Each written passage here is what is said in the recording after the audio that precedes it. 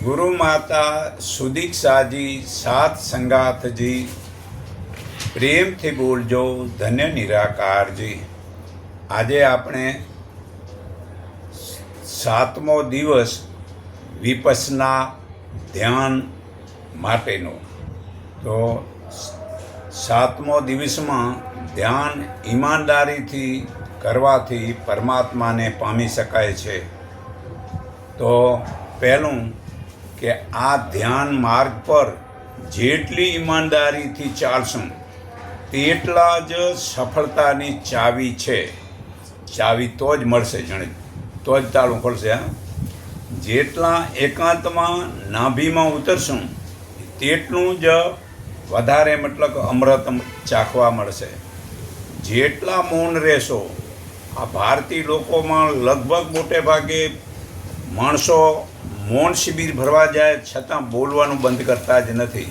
અને વિદેશી માણસો ભારતમાં આવીને આ જે મૌન શિબિરનું કહ્યું એટલે એકદમ મતલબ કે જે છે ને પૂરી મર્યાદાથી મતલબ વર્તન કરે છે, ઈમાનદારીથી। તો જે ધ્યાન કરી રહ્યા છીએ તે એટલું જ સરળ છે, તેમાં કોઈ પણ યાદ રાખવાનું નથી। જે યાદ છે એ બધું ભૂલી જવાનું હોય। આ તો એક સામાન્ય મનુષ્ય પણ કરી શકે તેવું સહેલું છે। તો પોતાના શ્વાસને જોવાનું છે તો સારું જ્ઞાન ફળ મળે છે। પરંતુ જૂની આદતને કારણે આપણે ધ્યાન લાગતું નથી। થોડી વાર ધ્યાન કરી ને પછી વળી છોડી દીધું હશે, વળી બીજા કામમાં લાગી જશું અને મન ઉપર ખોટી રીતે આ આજ્ઞાચક્રમાં જે ધ્યાનથી શુદ્ધ થયો હતો એના કરતાં અનેક ગણું વળી મતલબ કે જે છે ને આ ત્રીજો નેત્રમાં કચરો પડે રહ્યો, એટલે પાછું એ ધ્યાનમાં મન લાગતું નથી। તો આ ધ્યાન માટે ઊંડાણ સુધી પહોંચી જ્યાં સુધી ન જવાય એટલા માટે આર્ય મૌન જરૂરી છે। આર્ય મૌન શરીરનું જ, વાણીનું, મનનું પણ મૌન જરૂરી છે। તો 24 કલાક મૌન રહીને ધ્યાન કરવું છે। એટલો સમય આંખ મીચીને ધ્યાન કરશો તેટલા આગળ નીકળશો। સ્નાનમાં બની શકે તો આંખ બંધ કરીને જ સ્નાન કરો। ત્યાં તમારે ક્યાં જરૂર છે મતલબ આંખ ખોલવાની? તો બેઠા છીએ તો પણ આંખને બંધ કરીને રાખો। હા, કામ કાંઈ બી કરો તો તમે મતલબ ખુલ્લું રાખો। જે કામ જ નથી કરવું ને આરામ કરવો છો તો આંખ ખુલ્લી જ બંધ રાખો। રાતના પથારીમાં સૂતા આંખો બંધ કરીને ધ્યાનથી આત્માને યાદ કરીને ઊંઘવું અને સવારે આંખો ખુલે તો પરમાત્માની સામે જ છેવો આપણે પરમાત્માને આમ નમસ્તે કરવાના અને પછી નાકે જોવાનું, જે બાજુથી શ્વાસ આવે રહ્યો તે બાજુનો પગ પહેલો મૂકવાનો, એટલે આખો દિવસ સારો જશે। આ સર્વદો જ્ઞાન પાર્વતીજીને શંકર ભગવાને આપેલું છે। આ કાંઈ વિપસના મતલબ કે આ ગોયકાજી જ આપી છે એવું નથી। આ તો વર્ષો જૂની મતલબ સાધના છે। આપણે સૂતા છીએ ત્યારે આપણે આત્મા ચેતન જાગી રહ્યો છે, થોડી ઊંઘ આવી રહી છે, થોડી જાગૃતિ પણ છે। જ્યારે આ આત્માનું જ્ઞાન થશે ત્યારે આપણી સુરતા આ પરમાત્મામાં જોડાશે। તો ભલે થોડી ઊંઘ આવી હોય પણ એ સુરતા એમાં જોડવાથી આખી રાત થોડીક નિંદ્રા, થોડીક જાગૃતિ, પૂરી રાત જાગૃતિમાં આખી રાત વીતી જાય। ઊંઘનું ભલે નામો નિશાની નથી, પરંતુ આખી રાત આત્મા ચેતન જાગ્રતમાં રહ્યા હોઈશું તો જ્યારે સવારે ઉઠશું ત્યારે ખૂબ હળવાશ અનુભવશે, જાણે કે ગાઢ ઊંઘમાંથી ઉઠ્યા છીએ એવો અનુભવ થશે। પણ ક્યારે તમારા આત્માને જ્યારે જ્ઞાન ઉતરશે ત્યારે, એટલે આત્માને જ્ઞાન ઉતરવા માટે શું કરવાનું? ખાલી કશું નથી કરવાનું। છળ, કપટ, વેર, ઈર્ષા, અભિમાન જે કાંઈ અપલક્ષણ છે એ છોડી દેવાનું, આટલું જ કરવાનું છે। તો જાણે કે સમજી લો કે આત્માનું જ્ઞાન થયું ને આવું જ્યારે જ્ઞાન થશે ત્યારે તમારે મતલબ ભલે જાગો કે સૂવો, જાગો સૂવો, પણ સવારે ઉઠો તો એકદમ આમ ગાઢ નિંદ્રામાંથી ઉઠ્યા એવું મેસેજ થશે. તો ત્રીજું, આ પરમાત્મા ચેતનમાં જે જાગે છે તેને ઊંઘની જરૂર પડતી નથી. જો મન કેવળ વર્તમાન સ્થિતિમાં પરમાત્માને દ્રષ્ટાભાવથી જોઈ રહે છે તેને ઘણો જ આરામ મળે છે. એ જ ધ્યાન સાધના છે. તો ચોથું કે આ ધ્યાનમાં બે મુખ્ય કારણ છે. આપણું મન માયાને ખૂબ જ પકડી લે છે. આ જે દેખાતી આંખે બધી માયા છે તેમાં આપણું મન બહુ પુરાવાય છે, પરંતુ પરમાત્માને પકડવામાં ઈચ્છા કરતું જ નથી. તો ધ્યાન પરમાત્મા તરફ જવાની જાત્રા છે. તો પાંચમું કે પિંડને દુઃખનો ભોગવો નથી.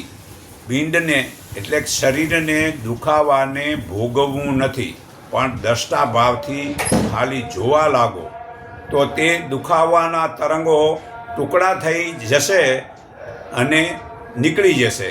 જાણે કે આ દુખાવાની પીડા કોઈક બીજાની છે, હું તો ફક્ત એને જોઈ જ રહ્યો છું. જો તમારી આસક્તિ ભાવ હશે તો તરંગો નહીં નીકળે. તમે જાણે કે આ બીજાનું દુઃખ એવું સમજીને તમે ધ્યાન કરો. દ્રષ્ટાભાવ, સાક્ષી ભાવ, એમાં મતલબ કે કોઈ પણ વધારો ન કરો ને ઘટાડો ન કરો, તો જ તમારે મતલબ કે એ દુખાવો મળશે. તે ધ્યાનથી જ લાભ થાય છે. અને આપણને સહારો કરનાર મિત્રો છે. પહેલો મિત્ર શ્રદ્ધા છે. તેમાં બહુ જ બળ છે. શ્રદ્ધા તો ધ્યાનની આધારશિલા છે, પરંતુ ધ્યાન રાખવાની ખાસ જરૂર છે કે તે અંધશ્રદ્ધામાં તો નથી જવું ને, તે માટે સાવધાન રહેવું જરૂરી છે. જ્યાં સુધી શ્રદ્ધાની સાથે છે તો એ શ્રદ્ધા તે આંખો છે, અને વિવેક સાથે છે જ્ઞાન તો એ વિવેક પગ છે. તે બંનેને ખૂબ જરૂરી છે. પગ વગેરે ન ચાલે ને આંખો વગેરે ન ચાલે, તો એ બંનેની જરૂર છે. પણ કોઈ પણ દેવી દેવતા પ્રત્યે બ્રહ્માજી હોય, વિષ્ણુ હોય, શંકર હોય કે કોઈ પણ પ્રતિમૂર્તિ હોય કે ભક્તિ કરતો મનુષ્ય હોય, બહુ સારી વાત છે, કરે છે. પણ જો એની ધ્યાન કરવા બેસી જશો તો એવી ભક્તિ પોતાને તે દેવતાના ગુણને જીવનો ઉતારવાના છે. પણ જો એને તમે ભગવાન માનીને જો એનું ધ્યાન કરવા માંડશો ને, તો નહીં તમારા હાથમાં ભક્તિ રહે ને નહીં તમારા સંસારના કાર્ય રહે. તો તે બરાબર નથી. જો ભક્તિ વડે ઈચ્છા માટે કરવાની છે તો તે બંધન કરશે, જે એવી દેવી દેવતાની. પણ જો તેના ગુણકર્મ સ્વભાવ ઉતારો, બાકી કોઈ પણ દેવી દેવતાની કોઈ પણ પ્રકારની મતલબ કે ધ્યાન ન કરો. એ બ્રહ્મા કો, વિષ્ણુ કો, શિવ કો કે વિષ્ણુ કો કે જે છે એ પણ પરમપિતા પરમાત્માનું ધ્યાન ધરે રહ્યા, અને તમે વળી મતલબ કે એનું ધ્યાન ધરવા માંડી જાઓ. એ ઘણી મતલબ ભૂલ છે. તો ન તો ધર્મ રહેશે ન તો જ્ઞાન રહેશે. તો આવી ભક્તિને અંધશ્રદ્ધા બની જશે ને તે નુકસાન જ કરશે. તે માટે ખૂબ સારી રીતે સમજી લઈએ કે શ્રદ્ધા જો વિવેકની સાથે છે તો સમજણની સાથે છે, સમયની દ્રષ્ટિની સાથે છે, તો આપણું ખૂબ જ કલ્યાણ કરે છે. અને જો ખોટી દ્રષ્ટિ છે તો ખૂબ જ નુકસાન કરે છે, યાદ રાખજો. પણ આપણો બીજો મિત્ર પુરુષાર્થ, ખૂબ શ્રદ્ધા છે, પરંતુ શ્રદ્ધાની સાથે પુરુષાર્થનો માર્ગે જો ચાલીએ નહીં તો કેમ લાભ થાય? તો સાચી રીતે ધ્યાન કરવું પડે તો લાભ થશે. ખાલી શ્રદ્ધાને લઈને કે મારું આ સારું થશે એમ કરીને બેસી જવાથી રૂગી શ્રદ્ધા કામ ન કરે. શ્રદ્ધાની સાથે પુરુષાર્થ કરવો પડે. શ્રદ્ધાની સાથે પુરુષાર્થ થાય તો લાભ થાય. આપણા ત્રીજો મિત્ર સમૃદ્ધિ. સમૃદ્ધિનો અર્થ થાય જાગૃતિ, ધ્યાન, વર્તમાન સમયની જાગૃતિ. જ્યાં જ્યાં મતલબ કે સમૂર્તિ કહેવામાં આવે ત્યાં યાદ રાખજો કે જાગૃતિ, ભૂતકાળની જાગૃતિ કે ભવિષ્યકાળની જાગૃતિ આ છોડી દો અને વર્તમાનની જાગૃતિ હશે તો સમૃદ્ધિ આપણો ત્રીજો મિત્ર છે ને તે મોટું બળ છે. આપણો ચોથો મિત્ર સમાધિ છે. આજે પ્રથમ પ્રત્યક્ષ વર્તમાન ક્ષણની જાગૃતિ તે બરાબર છે, પણ લાંબો સમય ટકી રહેશે એ ચોથો મિત્ર છે. અને આપણો પાંચમો મિત્ર છે પ્રજ્ઞા. પ્રજ્ઞા જ્યાં કહેવામાં આવે ત્યાં સ્થિર પગ ગીતાની અંદર બતાવવામાં આવ્યું, અથવા શોર્ટકટમાં જ્ઞાન સમજો. પ્રજ્ઞા સર્વે મેલને કાઢનારી આ પ્રજ્ઞા જ છે. બધું જ દુઃખો પ્રજ્ઞાથી જ મટે છે. પ્રજ્ઞા ત્યાં જ્ઞાન જ સમજવાનું. પ્રજ્ઞા શું છે? આ ચિત્તનું સંતુલન જાળવી રાખે છે. જીવનમાં સુખ દુઃખ વેર ઈર્ષા જાળવી રાખે છે. તે મોટું બળ છે. જો આ આપણા પાંચ મિત્રો બળ સાથે હશે તો કોઈ પણ દુશ્મન આપણું કંઈ નહીં બગાડી શકે. પ્રગતિ થતી જ રહેશે. આગળ ધ્યાનમાં વધતા જ જઈશું અને ચિત્તને નિર્મળ બનાવતા જ જઈશું. તો શીલ ધર્મની ઈંટ છે. શીલ આ મકાન બનાવવું હોય તો શીલ ધર્મની ઈંટ છે, ધ્યાન ધર્મની ભીત છે અને પ્રજ્ઞા ધર્મની છત છે. આ મંગળ ભવન બની જાય છે તે બનાવવા આપણને પોતાને પડે છે. આપણે મતલબ કે જે જ્યારે આ શીલની ઈંટ મૂકશું તો એ ધર્મની દિવાલ બનશે અને ધર્મની દિવાલ ઉપર પ્રજ્ઞાની છત જે બનશે તો એ મંગલ ભવનમાં મતલબ પરમાત્માનો આનંદ લૂંટાશે. તે બનાવવા આપણને મતલબ મહેનત તો કરવી જ પડશે. અને તે ઘર બને છે ત્યારે એનો આનંદ લૂંટવો છે. બીજું જીવનમાં ચડતી પડતી આવે છે પણ સુખ દુઃખ છતાં સમાનતામાં રહેવું છે તો જ થાય છે દુઃખનો અંત. દુઃખ આવે છે અને જાય છે તો સમાન ભાવમાં રહેતા શીખી લો. ત્રીજું મનુષ્યના શરીર મળ્યો છે, ધર્મ મળ્યો છે અણમોલ બહુ કિંમતી. હવે શ્રદ્ધાના પ્રતન મનનું બંધન છોડવું છે અને સદગુરુ જ્ઞાન વડે આ બંધન છૂટે છે. બીજો કોઈ મતલબ આશરો નથી. યાદ રાખો, ગુરુ જે છે આ જગતની બધી વસ્તુ મતલબ કે જે છે ને પકડાવે. પહેલી માં ગુરુએ કોઈ બી વસ્તુ ખાવા પીવાની પકડાવે, પછી બાપ ગુરુએ ધન કમાવાનું શીખડાવે, પછી સ્કૂલમાં માસ્તર મતલબ કે વિદ્યાનું જ્ઞાન શીખડાવે, પછી કંઠીવાળા કંઠી પહેરાવીને મતલબ કે મંત્રની મતલબ જાપમાં પકડાવે. જગતમાં બધાએ પકડાવે એ ગુરુ છે અને સદગુરુ આ બધું જ છોડાવે એ સદગુરુ છે.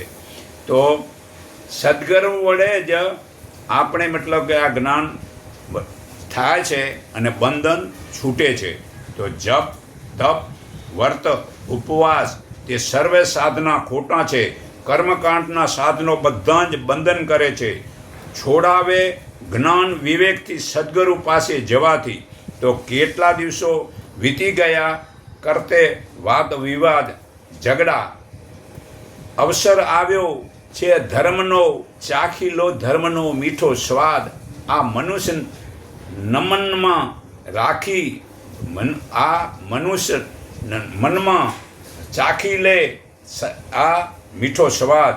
જો તે પરમાત્માનો સ્વાદ મીઠો છે તો એકવાર ચાખવાથી આ જીવનભર મતલબ કે ચાલે છે. એના માટે પછી જેમ આમ ખાઈને ભૂખ લાગે એમ એકવાર આત્મા જ્ઞાન થઈ ગયો અને એ જ એને ચાખ્યો એને પછી મતલબ જગતના બધા રસ મોળા લાગે.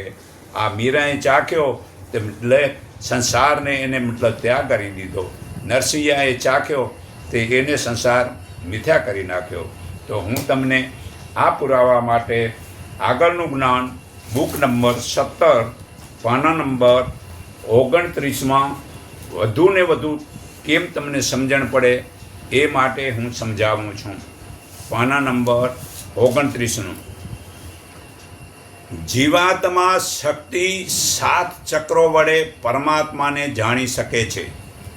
પહેલું કે ભોજન બરાબર પચે તેમાંથી પહેલો રસ, બીજું લોહી, ત્રીજું માંસ, સ્નાયુ, અસ્થિ મજ્જા, વીર્ય, શુક્ર બને છે. તે 7 ધાતુને શક્તિશાળી બનાવવા શ્વાસને ધીરે ધીરે લો અને શ્વાસને પેટમાં ભૂખે પેટે રોકો. તેથી વાયુમાં શક્તિશાળી ઓક્સિજન બને છે અને તે મગજમાં શ્વેતકણ અને લાલ કણની બેટરી ચાર્જિંગ થાય છે. પરંતુ વીર્ય દરરોજ વેડફાય નહીં. ભલે સંસાર સુખ ભોગવો, તેમાં સંતાન બનાવવામાં સ્ત્રીનો રજો દર્શન પહેલાં 4 દિવસ અને 11મો દિવસ, 13મો દિવસ, આમ ઋતુવાળી સ્ત્રીને 16 દિવસ ગણાય છે. તેમાંથી 6 દિવસ, 4 દિવસ જે પહેલાં રજસલાના, 11મો અને 13મો છોડી બાકીના 10 દિવસમાં ભલે સ્ત્રી સંગ કરો તો વીર્ય ઓછું બગડે છે.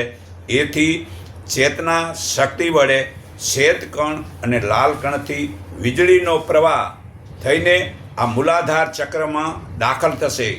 ત્યારે તમારા શરીરમાં હોર્મોન્સ જાગૃતિ થશે.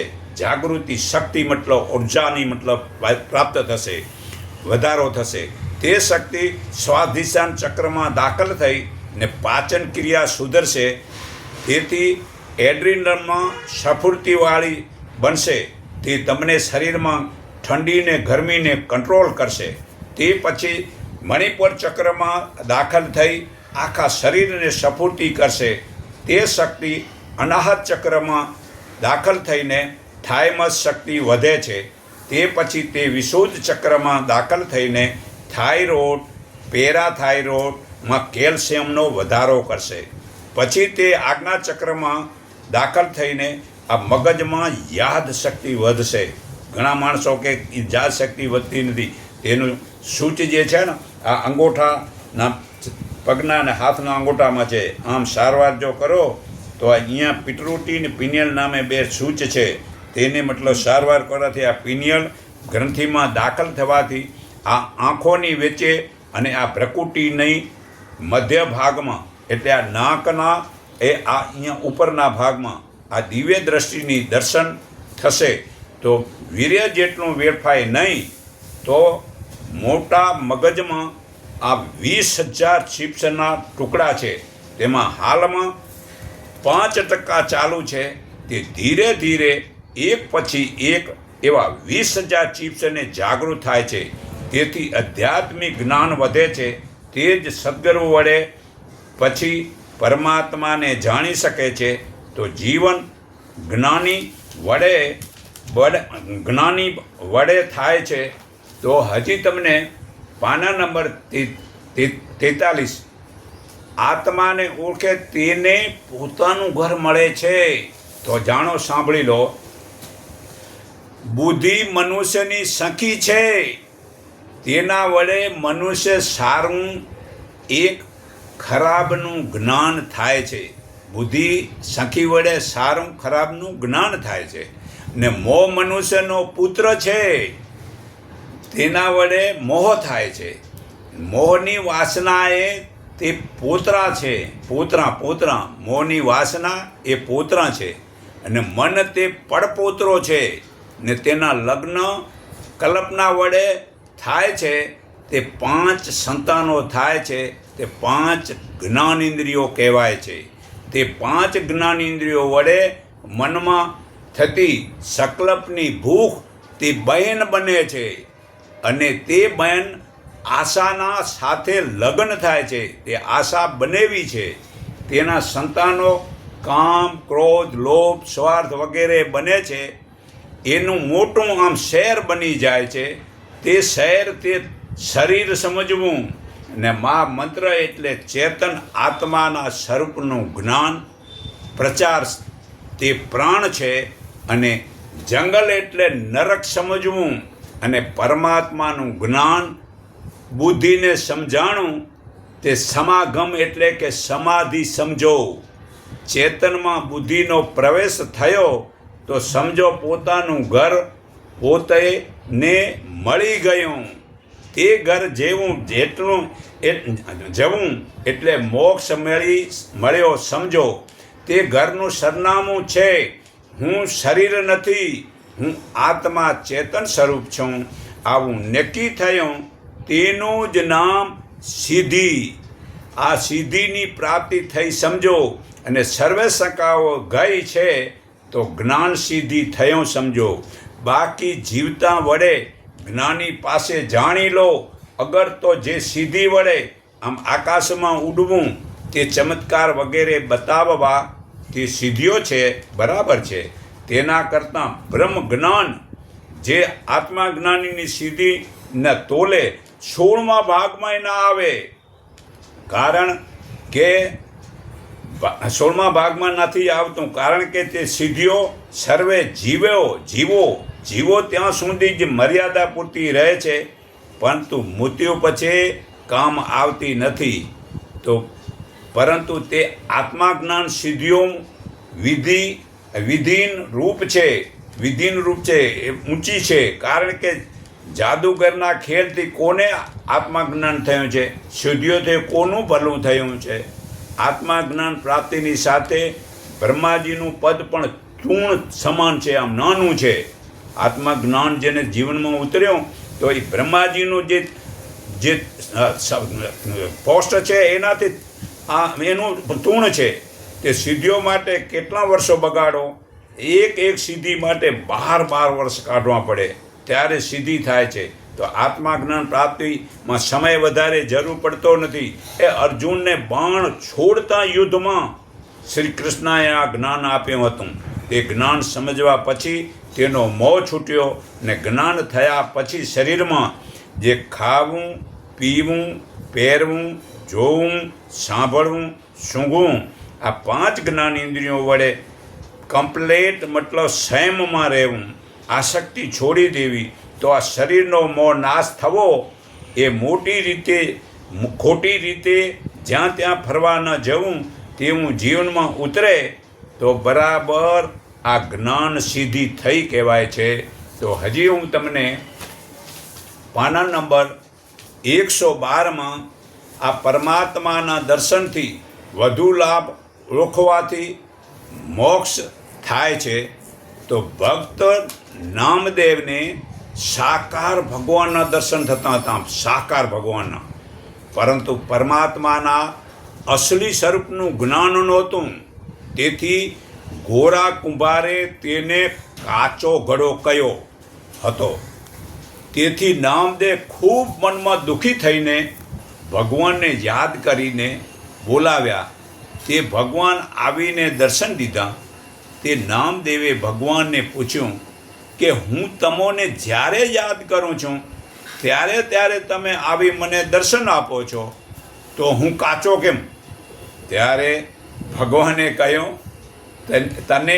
તેને કહ્યું કે તું ખરેખર હજુ કાચો છો.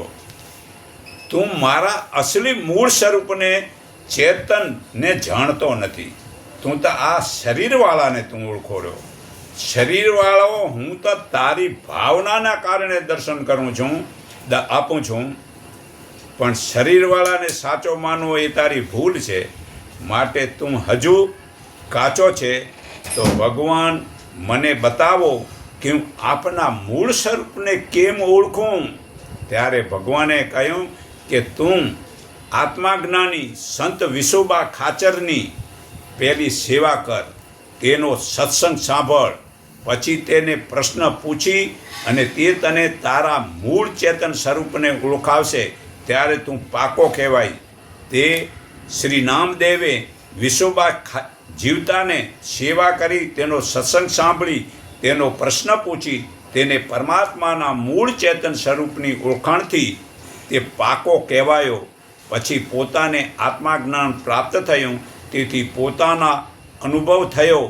તો ગીતા, વેદ વગેરે ધાર્મિક ગ્રંથો વાંચવાથી ખાલી માહિતી મળે, પણ આત્માજ્ઞાન જીવતા જ્ઞાની પાસે જવાથી જ મળે. તેથી તે પાકો પોતાનો અનુભવ થાય છે. ને તે આત્મા જ્ઞાન ક્યારે પણ પછી ભૂલાતું જ નથી. એ મનુષ્યમાં પછી મોહ માયાથી છૂટી જાય છે અને તે પાપને છોડીને સમાન દ્રષ્ટિથી ગાયને, કૂતરાને, બ્રાહ્મણને, ચંડાળમાં સમાન દ્રષ્ટિ રાખે છે. ને આવું જ્યાં સુધી જ્ઞાન સમજાણું નથી તો ભલે પ્રમુખ કે મંત્રી બન્યા હોય પણ આજે હરિજન ભંગિયાને ભેળા આપણા તહેવારમાં આવવા દેતા નથી તો એને હજી જ્ઞાન થયું જ નથી. અને આના કારણે જ આ ભારતના જે હિન્દુની મેજોરિટી આ વર્લ્ડમાં પહેલે નંબર હતી ત્યાં અત્યારે મતલબ જે છે ને ક્રિશ્ચનની મેજોરિટી 45% થઈ ગઈ, મુસલમાનની મેજોરિટી 30% થઈ ગઈ અને હિન્દુની મેજોરિટી 25% થઈ ગઈ. આટલી બધી ઘટી ગઈ ને એ લોકો એવો કોઈ પણ મતલબ કે મતભેદ રાખતા નથી. કામ ગમે તે કરતો હોય પણ ચર્ચમાં કે તહેવાર ગમે તેમાં મતલબ એ લોકો આવા દે રહ્યા ને આપણે આવા દેતા નથી. તો આવા પ્રમુખ મંત્રી જ્યાં સુધી વેદ ગીતા જાણે નહીં તો ખરેખર એને પ્રમુખ કે મંત્રી બનવું મોટું દોષ છે. તેમણે અહીં જ જેને મતલબ કે આવું સમદ્રષ્ટિ થાય છે તેમણે અહીં જ જીવતા જન્મ મૃત્યુને જીતે છે. તે પરમાત્માનો અસલ સુખને અનુભવ કરે છે. જેમને આ પોતાના સ્વરૂપનું ચેતનનું આત્માનું જ્ઞાન થાય છે તેનો ભય, ઈચ્છા, ક્રોધ, મોહ અને સ્વાર્થ છૂટી જાય છે. તે સદા મુક્ત જ રહે છે. આ ગીતા અધ્યાય 5 શ્લોક 18થી 28માં પુરાવો છે. તો જળ મૂર્તિને પૂજવાનું છોડી ને અસલી પરમાત્માને ઓળખો તો જ મનુષ્ય જીવનનું કલ્યાણ થાય છે. આવું જ્યાં સુધી સમજો નહીં ત્યાં સુધી આ સંપ્રદાયને છોડતા નથી. ને આ વર્ષો જૂની સંપ્રદાયની મતલબ કે વસ્તુ કોઈ પણ કાઢતા નથી. તો સાચા દર્શનવાળો મનુષ્ય માયામાં પરમાત્માને જુએ છે.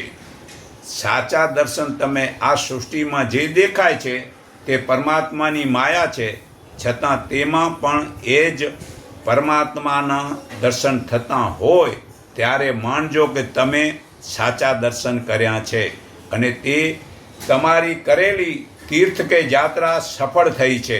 બાકી જ્યાં સુધી જે કરેલા દર્શન કાળે કરીને ભૂલી જતા હોય, જુદા જુદા સ્થળોના જુદા જુદા દર્શન થતાં હોય, તેમજ ત્યારબાદ દેખાતા જગતમાં જુદા જુદા દ્રશ્યોનું જુદું જુદું ભાન રહેતું હોય ત્યાં સુધી તમારી તે તીર્થ કે યાત્રા કે દર્શન એ વગેરે બધું જ ખોટું છે અને તેથી સાચો આનંદ થતો જ નથી. બાકી ફરજ મુજબના સત્ય કર્મ કરો. જે સાચા ભૂખ્યા છે તેને ખવડાવો, જે સાચે જ ગરીબ છે તેને કપડાં આપો. બાકી પરમાત્માના દર્શન જોવા અને જાણવાનો અને અનુભવવા માટેનો સીધો ને સાદો અને સરળ રસ્તો એક જ છે કે જ્યાં અને જ્યારે તમને પરમાત્માની જોવાની આ તાલાવાલી જાગે અને ત્યારે આમ સ્થિર થઈ જાઓ અને નાભીમાં ઉતરી જાઓ. પરંતુ જ્યાં સુધી તમે તમારા દેહ ભાવે જોવાનું, જાણવાનું, બોલવાનું, સાંભળવાનું અને હરવા ફરવામાં અને દોડવાયા કરશો ત્યાં સુધી પરમાત્માના દર્શન માટેનો પ્રેમ કેવી રીતે પ્રગટશે? થોડુંક તો વિચારો. માટે પ્રથમ તમે તમારા આત્મા છે તે તમારા પરમાત્મા છે તે સ્થિર થઈને તેના તે દર્શન કરો. વાણી અને દ્રષ્ટિને ફેરવી નાખો. જે પુરુષ સર્વમાં સમાન ભાવથી રહેલા પરમાત્માને સમાન રીતે જોતો પોતા વડે પોતાનો નાશ જ કરતો નથી. અર્થાત વેર ઈર્ષા વગેરે વિકારોને છોડી દે છે અને પરમ ગતિને પ્રાપ્ત થાય છે. જે મનુષ્ય સર્વ પ્રકારના કર્મોને પ્રકૃતિ વડે જ થતાં સમજે છે અને આત્માને અકર્તા સમજે છે તે જ બરાબર સમજે છે. મનુષ્ય જ્યારે જુદા જુદા પ્રાણી પદાર્થને એક પરમાત્મામાં જ રહેલા જુએ છે અને તે પરમાત્માથી જ થયેલો વિસ્તાર છે તેવું જે સમજે છે તે પરમાત્મા રૂપ થઈ જાય છે. આ ગીતા અધ્યાય 13 શ્લોક 29થી 31માં પુરાવો છે. તો હું તમને હજી મતલબ 2 પાના જે આ બુક નંબર 16 અને પાના નંબર 3 અને 4નું હજી વાંચી સંભળાવું છું. પાકું તમને આ વિપસના સિવાય. તો આ વિપસનામાં 7મા દિવસ પાછળ મોકલેલ છે. તત્વજ્ઞાન પરમાત્મા એક જ છે. તત્વજ્ઞાની લોકો પરમાત્મા એકનું સંગઠન કરે છે. એક જ પરમપિતા પરમાત્મા માં ચેતન એટલે પર, જેને કાનો ન લાગે, પર. આખા વિશ્વમાં મોટામાં મોટા તો આ નિરાકાર, સનાતન, સદા એક સમાન, નિત્ય રહેનાર, આમ સ્થિર, એને હલવાની કે આમ જવાની જગા નથી. તે સર્વ જગાએ હજરા હજુર રહે છે અને તે સમાન તત્વ છે. અહીંયા પણ એવું છે, બહાર પણ એવું છે, આ અમદાવાદમાં એવું છે ને, કચ્છમાં જાઓ તો એવું છે ને, કલકત્તા જાઓ તો એવું છે ને, આ પૃથ્વીમાં બારે જાઓ તો એવું છે ને, સૂર્ય ચંદ્રને જાઓ તો એવું. આ 14 બ્રહ્માંડમાં મારો વાલો આ ઠસરસ છે, જેના ગુણ, કર્મ અને સ્વભાવ પવિત્ર છે. તે સર્વે આપણા જીવનમાં ઉતારવા છે. એ સર્વ સમાન છે, એ સર્વમાં સમાન છે.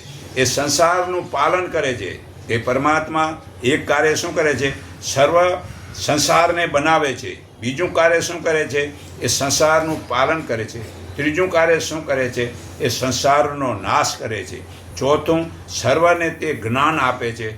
અને પાંચમું, સારા ખરાબ કર્મના ફળ આપી અને સર્વે જીવોનો સાચો ન્યાય કરે છે. તે કે કદાચ કપાય નહીં, બળે નહીં, ભીંજાય નહીં, સુકાય નહીં ને તે ઠસોઠસ ભરેલા પરમાત્મા એક સંસારનું આ મૂળ છે.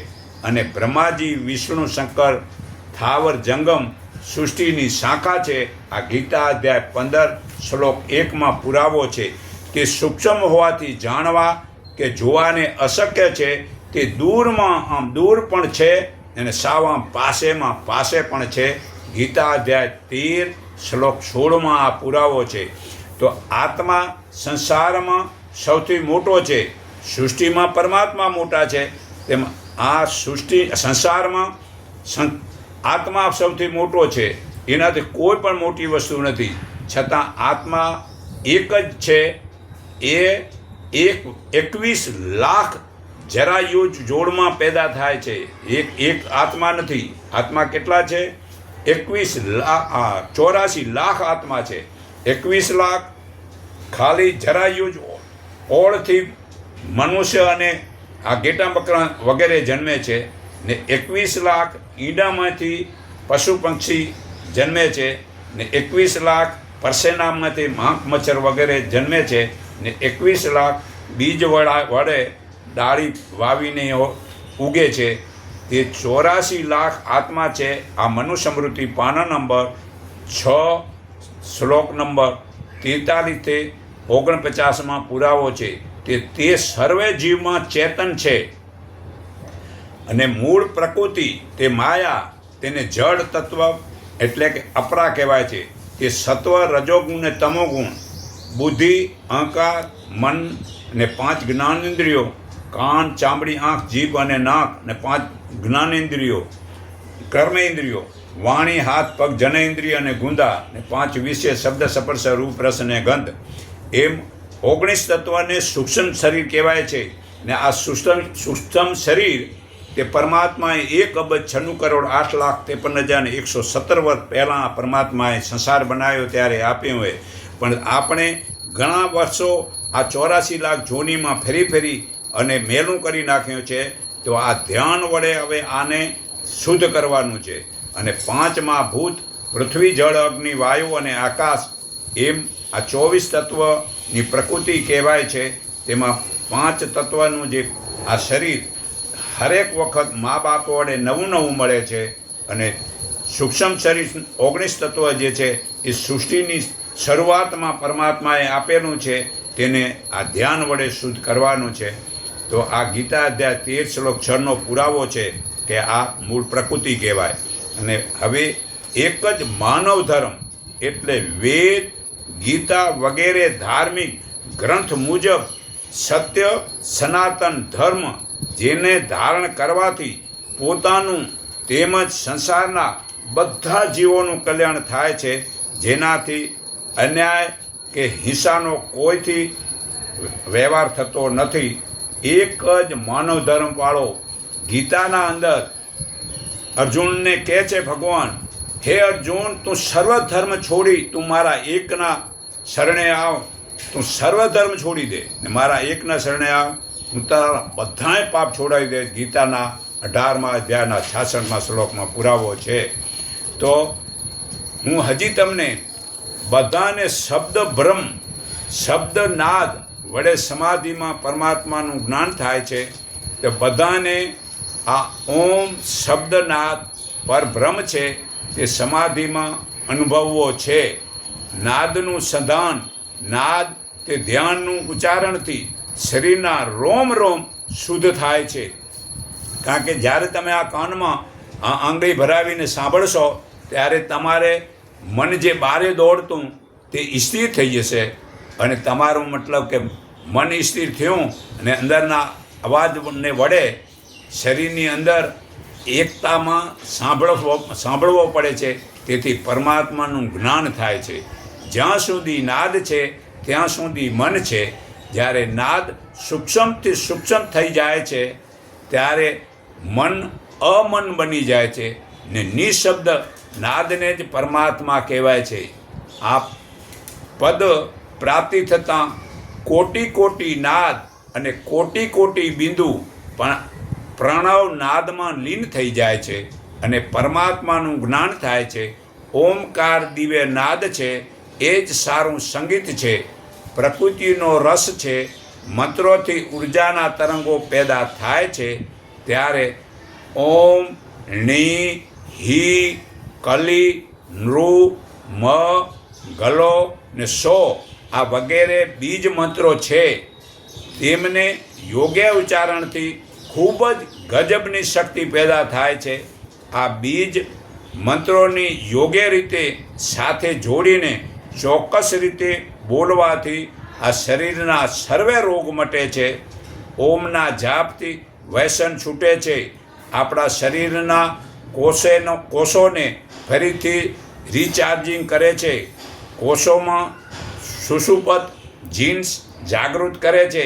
મગજની ન્યુરન મોટરમાં પણ પ્રણવ વડે પ્રભાવ પડે છે. આ સૃષ્ટિનું સર્જન તેનું નામ જ છે બિગ બેગ. આ big bag theory, big bag એટલે વિસ્ફોટ. તે સૃષ્ટિમાં 15 બિલિયન વર્ષ પહેલાં આકાશમાં ગ્રહો, નક્ષત્રો, તારાઓ, સૂર્ય વગેરે તે ઉર્જાથી બનેલ છે. આ કણો પરમાત્મા છે. ઓમકાર નાદ પરમાત્મા છે. ઓમના રચિતા બ્રહ્માજી છે. આદિકાળમાં તપથી સિદ્ધિ બનેલા બ્રહ્માના મુખમાંથી તે પ્રગટે છે. ઓમના ઋષિ અધિષ્ઠાન બ્રહ્માજી છે. ગાયત્રી તેનો છંદ છે ને અગ્નિ તેના દેવતા છે.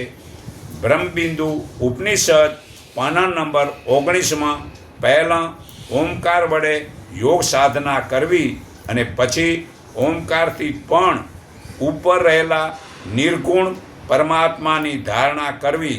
કારણ કે પરમાત્માની ભાવનાથી નામ રૂપ છૂટી જાય છે અને પૂર્ણ પરમાત્મા હું જ છું એમ જાણીને મનુષ્ય જરૂર એ પરમાત્માને પામે છે. એ ત્રણેય અવસ્થામાં એક જ આત્મા છે. તે ત્રણેય અવસ્થાને પહેલે પહોંચી ગયા પછી ફરી જન્મ થતો જ નથી. જેમ માટીનો ઘડો માટી વડે બને છે, તે ઘડાનો નાશ થતાં પાછી માટી બને છે, તેમ આ શરીર માયાથી બને છે ને નાશ થતાં પરમાત્મામાં જ્ઞાન વડે ભળે છે. તો જેમ સમુદ્રના તરંગો દેખાય છે તેનું નામ અને રૂપ પડે છે, પણ એ સમુદ્રમાં ભળી ગયા પછી નામ રૂપ રહેતા નથી. તેમાં આ આત્મા આ શરીરનો નામ પડે છે, એનું રૂપ પડે છે એનો મોહ જ્યારે એ છોડી દે છે તે આ આત્મા પરમાત્મા બની જાય છે. તો સાધનાનો સાચો લક્ષ્ય પરમાત્માથી મનુષ્ય જીવતા મોક્ષ પામે છે.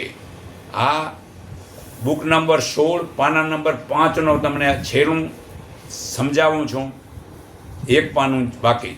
જ્યારે આપણે ત્યાગ, નર્મતા, નિર્દોષતા અને સમાનતાથી નામ, મંત્ર કે રૂપને છોડીને ચારે તરફ આપણી આ વૈજયતી, આપણી આ દ્રષ્ટિને મન સહિત પાછી વાળીને નાભીમાં સ્થિર કરીએ છીએ, ત્યારે ત્યાંથી પ્રગટ થતા આત્મામાં આપોઆપ ઓતપ્રોત થવાય છે. પ્રત્યેક શ્વાસે આત્મા નાભીમાંથી પ્રગટ થઈને આ બ્રહ્માંડમાં લય પામે છે. તમે પણ તેની સાથે સાથે બ્રહ્માંડમાં જઈ સ્થિર થાવ છો.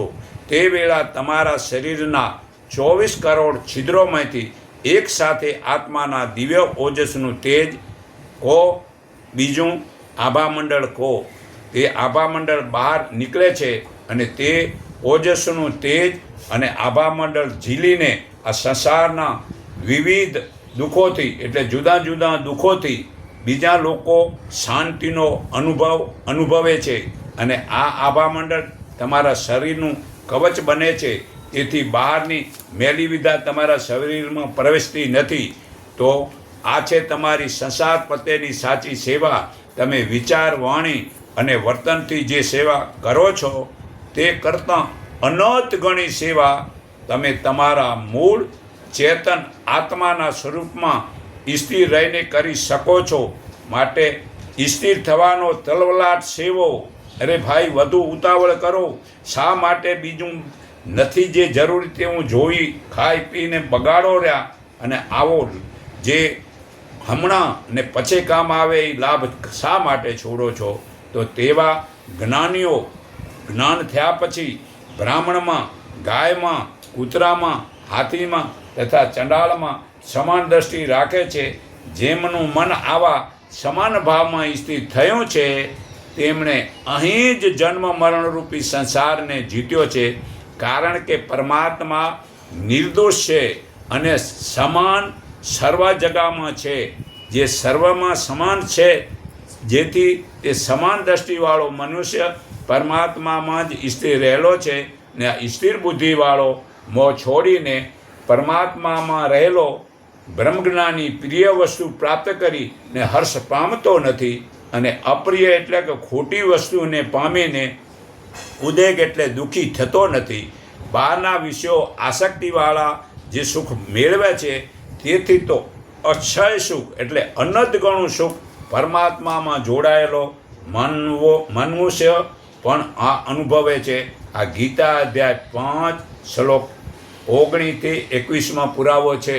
તો સર્વના હૃદયમાં રહેલા પરમાત્માને હું મારા હૃદય ભાવથી નમન કરું છું. એકને ઓળખો, એકને માનો, એક સંકીર્ણ બનો. એટલું કંઈ મારી વાણી વિરામું છું.